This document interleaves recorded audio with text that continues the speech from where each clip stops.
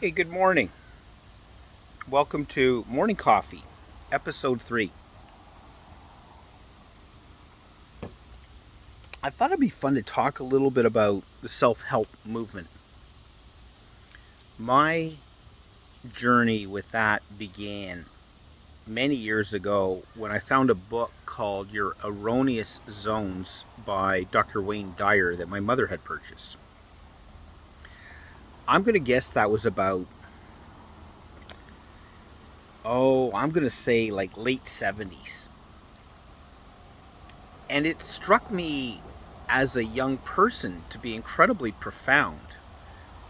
I saw the idea that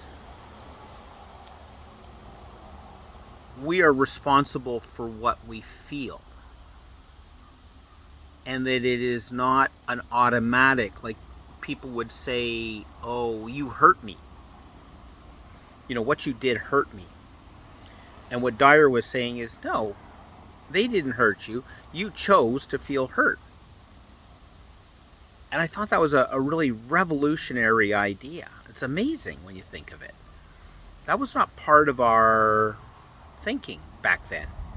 I think those ideas have started to infiltrate more and more. People are recognizing this idea of taking responsibility for what we think and feel, even. It's interesting that a feeling is a choice.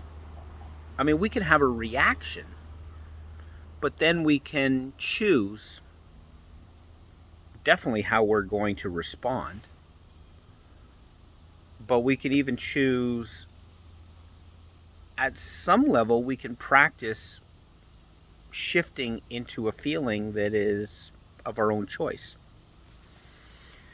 So, I just, that was where my journey, I think, really began with those ideas. I read, I think it was Maxwell Maltz, Psycho-Cybernetics. That was about the same time. And what I recall of that book, he talked about an experiment where they had 3 groups. They had a control group as one of those groups. The first group, they scored all of, got their score of how many baskets each of the groups could shoot in a certain, time frame, their accuracy. And then the first group practiced, went to the gym and practiced shooting baskets, and they did this for a period of time. The second group, they didn't practice in the gym at all. They practiced in their minds. They shot basketballs and imagined, successfully shooting baskets in their minds. I think it was about the same time frame as what they did in the gym. And then the third group did nothing, right? No practice whatsoever. It turns out the third group, their score did not improve at all. It was basically the same.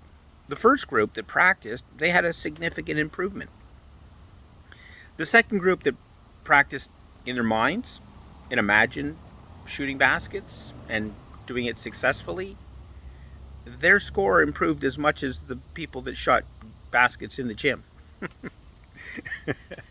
And, this was before, a lot of those ideas are more mainstream now. I know you could see people in the Olympics when they got up to the gate, the skiers. You could actually see them practicing in their minds. You could see from their body movements. They were practicing going down the slope and hitting every gate. They knew it so well, but they were practicing internally. So that was another book that had a significant impact on me. I thought it was fascinating. And then, there was some more, I think, we've continued to have more and more sophisticated. I mean, as powerful as those two books were, and what Wayne Dyer. I don't think I ever read another Wayne Dyer book, but he continued to be influential.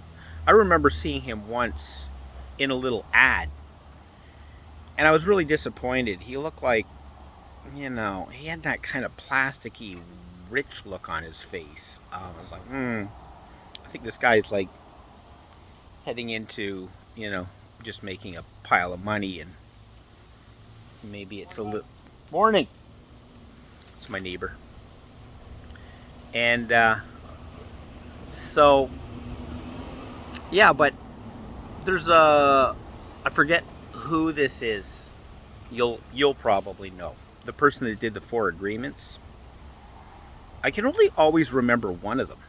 The one of them is, don't take anything personally. I was like, revolutionary. Someone calls you a moron, it's like, hey, you're entitled to your opinion. And to be able to choose, the power of being able to choose your response instead of just being reactive. I think that's an amazing power, really, when you think about it. It's part of our maturing, I think, now. But these things were not on the table, right? You didn't learn about this in school. There's a lot of stuff you didn't learn about in school. I was always surprised that in school they didn't teach you how to learn. They taught you, but they never took any time to teach you, like, we've been teaching kids for thousands of years. Has no one figured out like a really good method of learning that we can kind of all share? Certainly, I'll bet you that the Greeks and the Romans had methods of learning that were super powerful and were implemented then, and maybe they were forgotten about or ignored. I don't know, but something tells me someone figured it out. It's not that difficult. I read a book about memory and using associative techniques for remembering things. Super powerful. Now, I haven't practiced that for years, but I know it got me through my first year of university. There was so much to learn. All of those, I don't know, I remember biology with all of the the kingdoms, the phylums, the species, all the different, and then the characteristics. I used associative technique to remember all that stuff, at least long enough for the test, It was super effective. And I was starting to apply it to things like, remembering people's names. And it works for that, for sure, as well. Unfortunately, I should get back to that because I'm terrible with names now. So yeah, the memory techniques. What else was there? I had another one in mind. It had maybe a little less to do with personal development and a little bit more of methods of remembering what you're talking about. That would be useful. But I think the big question is, can we change our state of consciousness? Like, if we can get a hold of that one, I find that in the general public, there is a lack of appreciation for the fact that we have a variable state of consciousness, that it rises and falls on a regular basis, and that we may actually have some methods for heightening awareness. I used to practice these little experiments I came up with. I don't know, like, I'm sure maybe I heard about them somewhere along the line. Maybe I developed some on my own. But one of the things I would do is walking home or back to my university dorm or whatever on a very cold night. And there was lots of those. I regularly, heading out, I don't know, get some chicken wings or fries, pizza, food, see a friend, go to a party. And on the way back, somebody is visiting here. And delivering something? Picking up a walker. Oh yeah. Okay, that's right there. Yeah, just give it a knock. Oh, okay. And Hello. what I would do is there was kind of I would see my system, my body, my mind go into a kind of a reactive mode, an automatic mode, where I was completely focused on. I'm sorry, there's stuff going on over here. There's a problem with doing stuff out in your backyard. Can you just guys be just a little quiet? I'm doing a podcast here, so I apologize, but I just need some quiet. I'm sorry. I apologize. Live podcast. And oh my God, you're not listening to me. They're still chatting away. Okay, I gotta come over here. So, I'm not going to edit this either. I can't be bothered, to be honest. It's too much work. So yeah, I would be coming back to my dorm. It'd be freezing. I go into this automatic mode, kind of like a horse coming back to a stable. I was like, have you ever did horseback riding? And, the horses plod along through the trail. And as soon as they're turning around and coming back, you can see they've got a new vitality. And as they get closer and closer to the stable, they get more and more excited. And they're moving faster and faster. They just want to get home. Well, that was what I found within myself. That's what was happening. So I tried this experiment where I would walk right past my dorm. And I was like, something happened. There was like a shift. And first of all, there was like a little freak out. It's like, no, we're going back. We're going home. And I'd have to wrestle that down and be like, because you need to go home, we're going past our home. And as soon as you were past the door, the entryway, that last you were passing the route home, something would shift within me. And all of a sudden, you'd see the sky, you'd see the stars, and you were just in a different place. You broke through that reactivity. Another one, if you want to see the extent to which your consciousness can shift. When you get up in the morning, go and when you're in the shower, you slowly increase the cold water. Now in Ontario, we have very cold water because it comes from Lake Ontario. So it doesn't matter whether you're in the middle of summer or what. It's quite cold. You turn that water up, the cold water up, until there's a kind of a breathless, it's like, you have that moment. And in that moment, there's a shift in perception. You're suddenly in the shower. I mean, things look a little different. Try it out, see for yourself. Anyways, the point is, I've proven to myself that there is a shift in consciousness that can occur, whether you explore the dream state or you do little exercises. Everybody's practicing mindfulness. I don't know that much about that, but I think it could be a very valuable exercise if it's done in a certain way.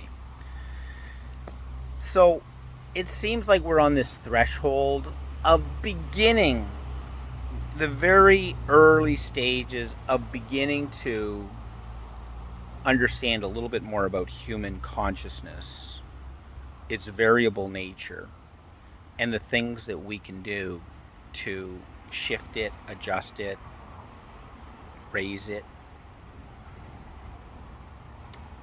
I went on a different diet recently. I took sugar out and wheat from my diet. And I went into the local grocery store. I got really annoyed because they were taking too long to serve me. And the woman was chatting away. And I said something. I just left all my groceries there. I was like, okay, look, you're more interested in chatting than you are in serving. I was like, 6 people went through over there. And she just looked at me. And I said, I've got other places I can shop. And I left. And this is like, I'm in a relatively small town here. They know me there. I actually didn't really think about that too much. Because I'm from Toronto, I don't think about it's local. Anyways, I think it was the next day I was like, I should apologize. And I fought myself. I was like, why do I need to apologize? Like, it wasn't me that did anything wrong. It was her, It was like, why was she... I was perfectly within my rights to express my frustration. I was like, no, I got to apologize. So I went over, and she was right there at the front when I said, are you the person I had that little altercation with? Yes. She's like, yeah. I was like, I am so sorry.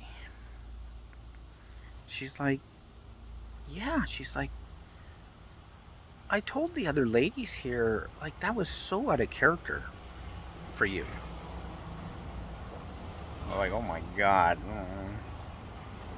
She's like, yeah, normally you come in, you're very pleasant, and you're kind and, patient and whatever, right? And I was like, yeah, I'm really sorry. I'm changing my diet, took sugar out. I think I kind of made maybe a little bit of an excuse. I don't know. Maybe it really was the sugar. I mean, I did feel like I was in a reactive state. Like I was trying so hard to be patient. And then, boop, it just blurted out. And so anyways, we shared, we introduced, I shook her hand. And I feel like, I'm welcome there again.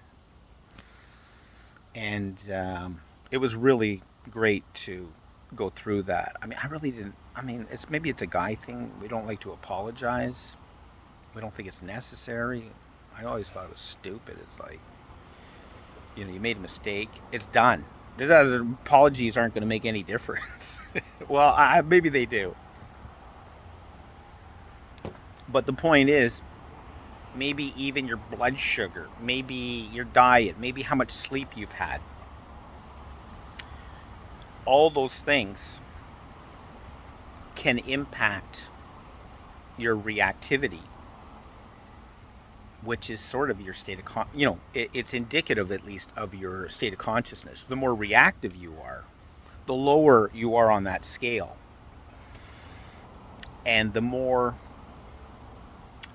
things happen, and you can say, interesting. Rather than, somebody cuts you off and it's like you're losing your flipping mind. Did you ever see that there was a cartoon, there was an animated short about, it was a Disney, and it was Goofy getting in. He's just the most pleasant guy. It's like, and there's a narrator saying, well, here's Mr. So-and-so. He's just a pleasant guy. Everybody loves him. And you see him getting into the car, and he's waving to his neighbors. Hi. And they say, but there's a transformation that happens when he steps into his vehicle. And he goes off, and he's like in this road rage right from the moment he exits his driveway. It's hilarious. But, yeah, that's part and parcel of the, can we manage our reactivity, and can we choose how we want to respond? It's a good way, I think, for us to, it's like a yardstick where we can look at ourselves and determine, get an idea anyways, of where we are on that. Some people call it like a spiritual survival scale. Maybe we don't need to bring spirituality into the discussion at all. Maybe it's just a bit of an understanding of how we function, how the human being works. So this discussion moves into some really crazy, awesome concepts and theories,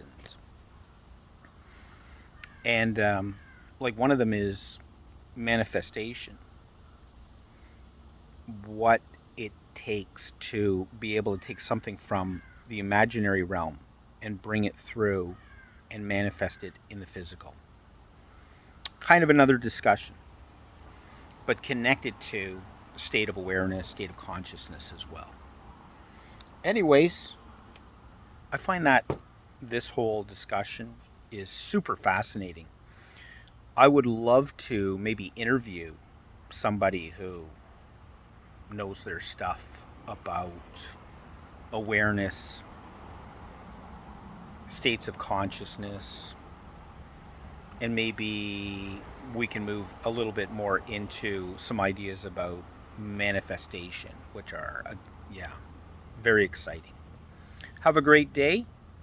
I'll see you next time.